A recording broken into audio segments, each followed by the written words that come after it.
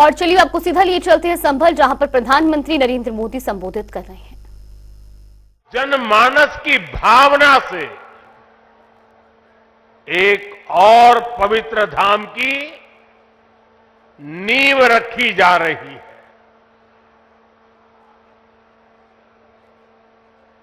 अभी आप संतों आचार्यों की उपस्थिति में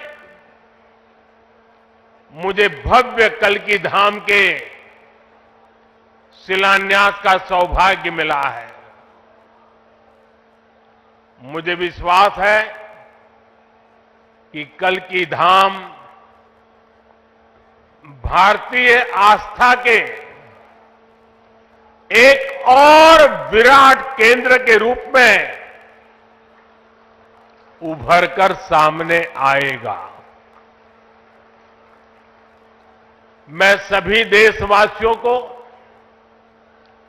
और विश्व के सभी श्रद्धालुओं को शुभकामनाएं देता हूं। अभी आचार्य जी कह रहे थे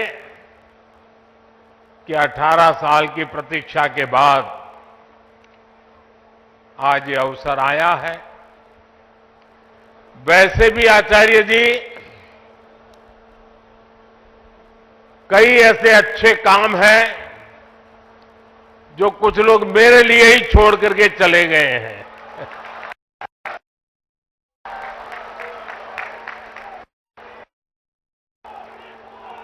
और आगे भी जितने अच्छे काम रह गए हैं ना, उसके लिए बस ये संतों का, जनता जनार्दन का आशीर्वाद बना रहे, उसे भी पूरे करेंगे।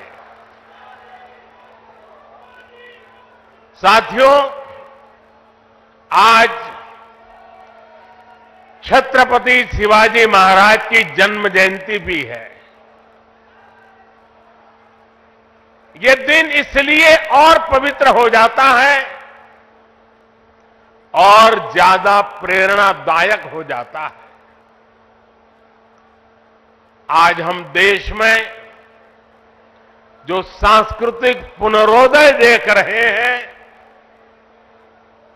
आज अपनी पहचान पर गर्व और उसकी स्थापना का जो आत्मविश्वास दिख रहा है, वो प्रेरणा हमें छत्रपति शिवाजी महाराज से ही मिलती है।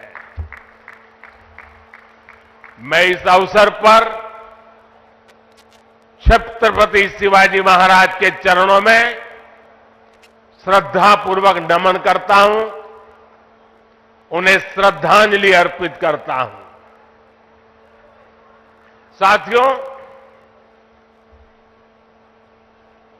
पिछले दिनों जब प्रमोद कृष्णम जी मुझे निमंत्रण देने के लिए आए थे, जो बातें उन्होंने बताई, उसके आधार पर मैं कह रहा हूं कि आज जितना आनंद उनको हो रहा है, उससे अनेक गुना आनंद उनकी पूज्य माता जी की आत्मा जहां भी होगी, उनको होता होगा।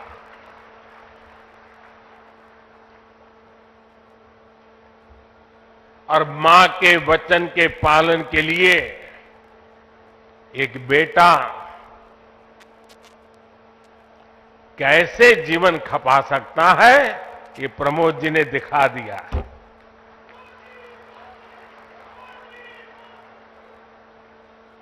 प्रमोद कृष्णम जी बता रहे थे कि कई एकड़ में फैला ये विशाल धाम कई मायनों में विशिष्ट होने वाला है। एक ऐसा मंदिर होगा, जैसा मुझे उन्होंने पूरा समझाया अभी, जिसमें 10 गर्भगृह होंगे और भगवान के सभी 10 अवतारों को विराजमान किया जाएगा।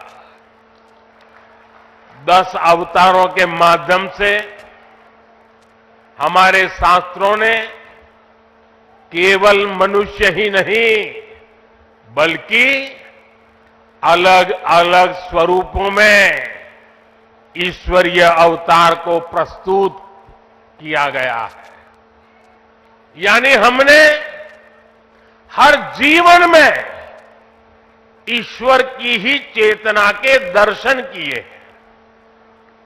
हमने ईश्वर के स्वरूप को सिंह में भी देखा, वराह में भी देखा और कच्छप में भी देखा। इन सभी स्वरूपों की एक साथ स्थापना हमारी मान्यताओं की व्यापक छवि प्रस्तुत करेगी। ये ईश्वर की कृपा है कि उन्होंने इस पवित्र यज्ञ में मुझे माध्यम बनाया है, इस शिलान्यास का अवसर दिया है। और अभी जब वो स्वागत प्रवचन कर रहे थे तब उन्होंने कहा कि हर किसी के पास कुछ न कुछ देने को होता है, मेरे पास कुछ नहीं है, मैं सिर्फ भावना व्यक्त कर सकता हूं। प्रमोद जी, अच्छा हुआ कुछ दिया नहीं, वरना जमाना ऐसा बदल गया है कि अगर आज के युग में सुदामा श्री कृष्ण को एक पोटली में चावल देते, वीडियो निकल आती, सुप्रीम कोर्ट में पीआई हो जाती और जजमेंट आता कि भगवान कृष्ण को भ्रष्टाचार में कुछ दिया गया और भगवान कृष्ण भ्रष्टाचार कर रहे थे। इस व्यक्त में हम जुगर रहे और इसे अच्छा है कि आपने भावना प्रकट की और कुछ दिया नहीं।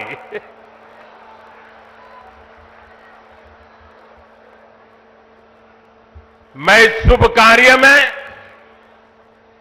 अपना मार्गदर्शन देने के लिए पधारे सभी संतों को भी नमन करता हूं।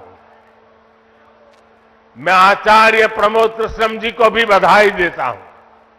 साथियों, आज सम्मल में हम जिस अवसर के साक्षी बन रहे हैं, ये भारत के सांस्कृतिक नवजागरण का एक और अद्भुत